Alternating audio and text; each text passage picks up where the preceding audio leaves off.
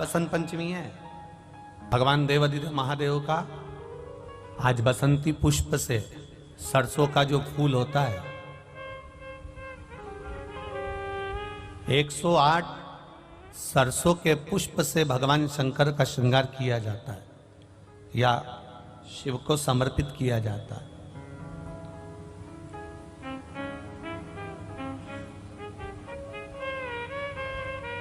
अगर डॉक्टर बोल भी देता है कि ऐसा लग रहा है कि कोई बड़ी बीमारी आने वाली है, शरीर में कोई ऐसा रोग आने वाला है कि ये बहुत बड़ा रहेगा, हम उनको हमेशा कहते आए हैं कि प्रयास करना कि बसंत पंचमी के दिन सरसों के फूल 108 शंकर भगवान को चढ़ जाएं, उसके बाद जांच करवाना प्रारंभ करो, बड़ी बीमारी नहीं आएगी, बाबा उसको टाल ही देगा। उसका नाम महामृत्युंजय है,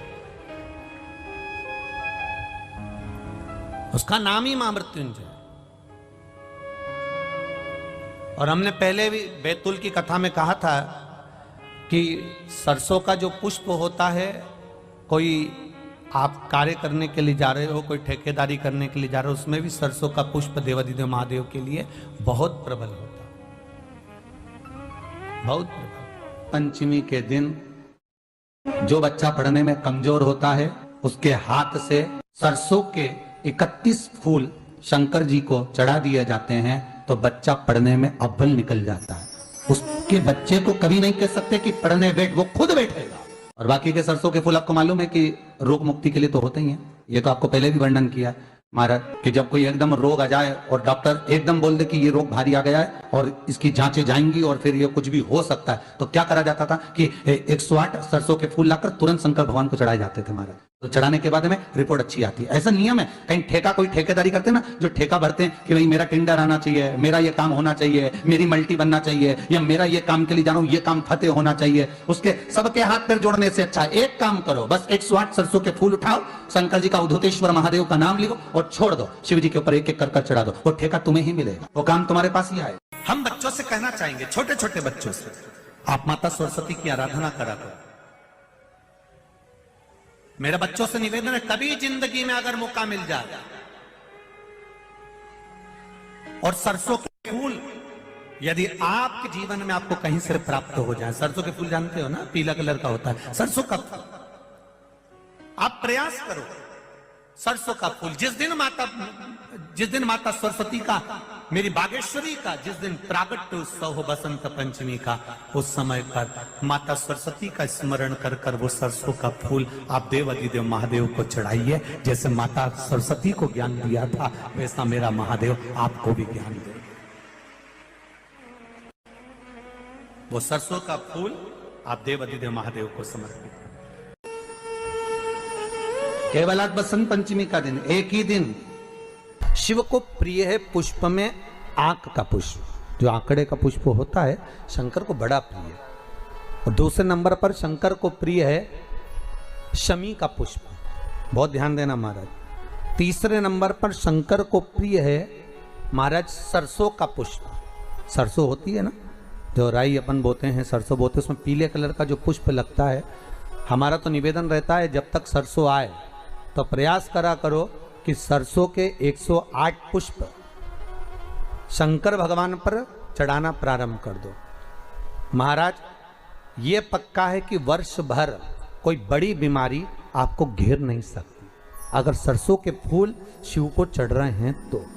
और प्रयास करना कि सरसों का जो पुष्प होता है, सरसों का जो फूल होता है महाराज, अगर कोई व्यक्ति को किडनी या लीवर से जुड़ी हुई कोई तकलीफ होती है या किसी व्यक्ति का एक्सीडेंट हो गया होता है और उसका कोई अंग रह गया हो, कोई शरीर का कोई भाग रह गया और वो काम नहीं कर रहा हो, जैसे किसी के पांव रह जाते हैं एक्सीडेंट के बाद, किसी का हाथ रह जाता है, या कोई अंग काम नहीं कर रहा हो, वहाँ ब्लड पहुँच नहीं रहा हो, वो जगह एकदम सुन्न हो गई हो, खाली पड़ गई हो, तो उसके लिए शिव महापुराण की कथा कहती है कि सरसों के पुष्प 11 शंकर जी के राइट भाग में, जहाँ शिव जी के गण दरवाजे के द्वारपाल मणिभद्र जिस जगह पर निवास करते हैं, कौन निवास करते हैं?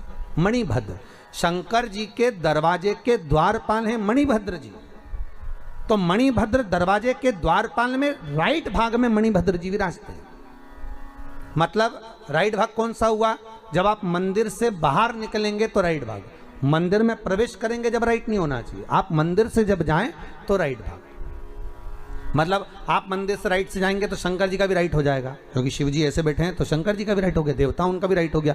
तो राइट भाग सीधा हाथ मणिभद्र जी का स्थान। 11 सरसों के पुष्प मणिभद्र के उस द्वार पर आप रख दीजिए, और मणिभद्र के द्वार पर रखकर अंदर जाकर 108 वापिस जब आप बाहर निकल रहे हैं, ये पुष्प आप रखने के बाद एक बार बाहर जाएंगे, फिर वापिस आएंगे मणिभद्र के रखने के बाद, और अंदर जाकर 108 सरसों के पुष्प शंकर को समर्पित करेंगे महाराज। उस सरसों के पुष्प जो शिव जी को आप समर्पित कर रहे हैं उसको वापिस लेकर आएंगे, श्री शिवाय नमस्तुभ्यम बोलकर उस सरसों के पुष्प को महाराज सरसों के तेल की बोतल में उसको डाल लीजिए। शंकर भगवान को किसी भी प्रदोष में, शाम के समय प्रदोष काल में उस तेल को वापस ले जाकर चढ़ा दीजिए शिव जी को, उसको वापस लेकर आ जाइए। उस तेल का प्रयोग आप नाभि में डालिए, और जो शरीर काम नहीं कर रहा उस स्थान पर कम से कम 15 दिन 20 दिन तक उसकी मालिश करना प्रारंभ करिए। बाबा चाहेगा तो चलाने का प्रयास कर देगा और वो अंग, वो शरीर काम करने लगेगा। मणिभद्र का स्मरण, श्री शिवाय नमस्तुभ्यम, सब बोलिए एक बार जमकर, श्री, अरे पहले बोल दिया, हमारे साथ तो बोलो, श्री शिवाय नमस्तुभ्यम।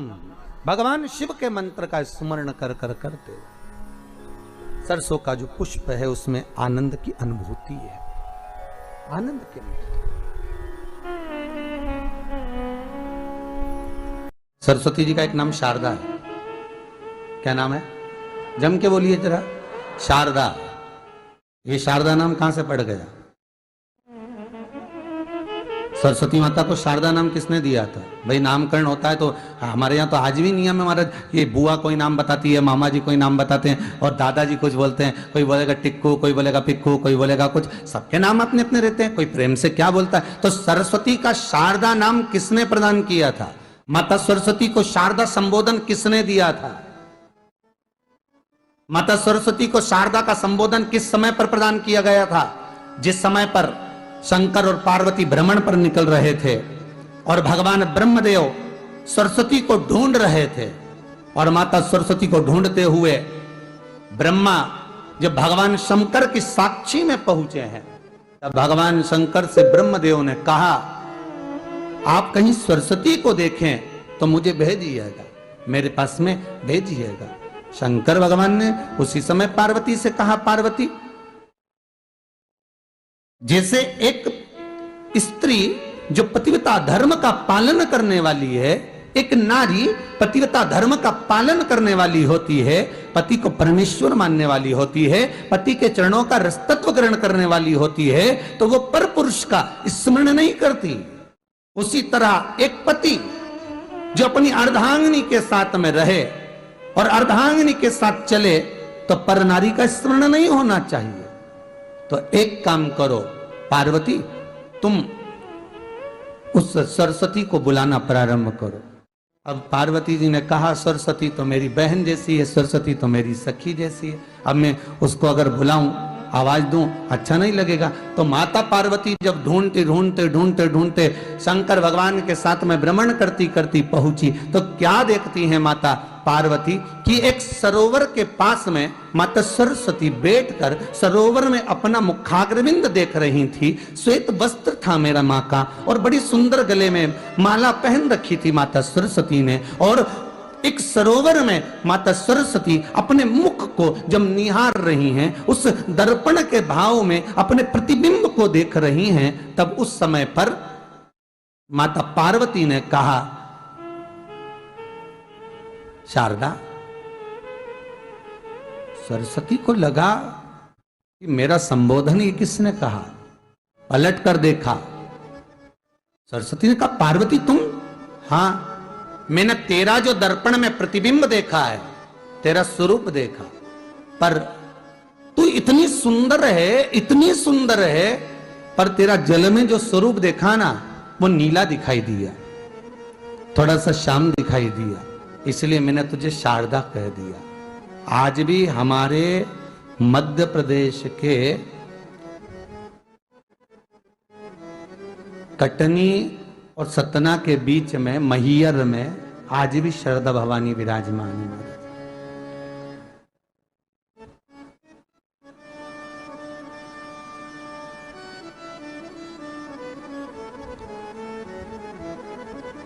धार जिले में जाएंगे तो बाग क्षेत्र में मां बागेश्वरी, मां शारदा आज भी विराजमान। कहा सरस्वती जी पूछी, पार्वती तुमने मेरे को शारदा क्यों कहा? क्योंकि तेरा जो प्रतिबिंब था वो श्याम नजर आ रहा था मुझे।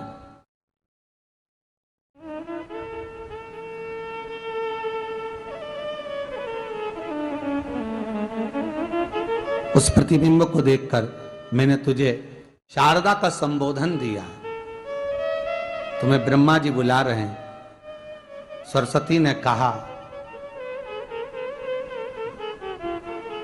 पार्वती मैया दीदी, आपने मुझे जो नाम दिया है, जगत के लोग, संसार के लोग मुझे इस नाम से जब पुकारेंगे तो ये शारदा, ये सरस्वती स्वयं उसके कंठ पर, उसके मस्तिष्क पर सदा विराजमान रहेगी, ये शारदा बनकर। इसलिए हमारे स्कूलों में, हमारे काव्य ग्रंथों में, हमारे जो कविगण रात्रि को जो काव्य पाठ करते हैं, कविता का स्मरण करते हैं, वो सरस्वती की वंदना नहीं करते, हे शारदे मां, शारदा की वंदना करते।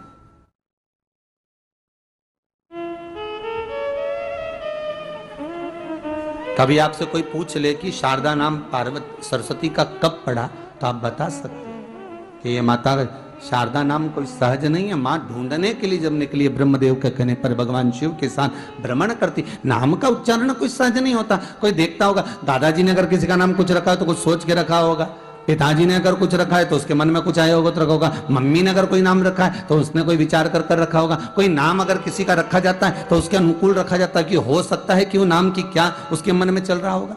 तो शारदा का संबोधन कोई सहज नहीं है। माता सरस्वती का एक नाम शारदा हुआ, इसलिए संबोधन में सरस्वती कम शारदे मां ज्यादा बोला जाता है। आप काव्य पाठ कर लो, नाम जाप कर लो, स्मरण कर लो। विश्वनाथ को कुछ नहीं चाहिए, मेरे शंकर को चाहिए क्या?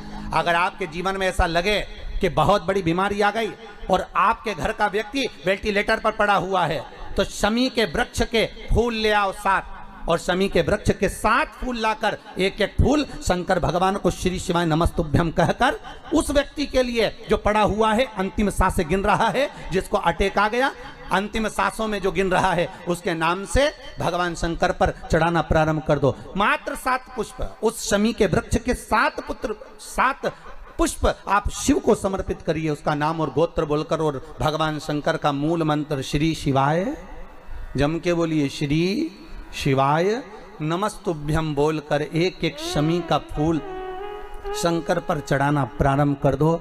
फिर आगे वो विश्वनाथ की मर्जी है, वो प्राण कैसे लेकर वापिस आता है, उस काल से छुड़ाकर महाकाल कैसे लाता है, ये वो जाने। आपका फर्ज केवल आप अदा करिए।